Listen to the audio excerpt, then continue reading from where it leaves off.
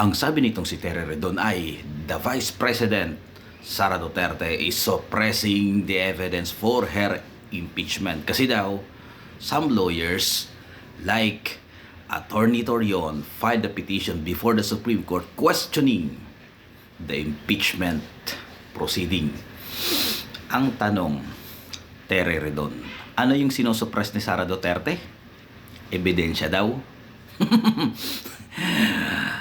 May present na ba kayong ebidensya?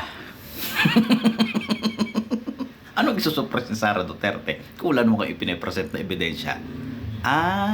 Meron nga pala yung dala-dala ni Congressman Ngiwi, yung chichiryang piatos, saka yung paper bag ng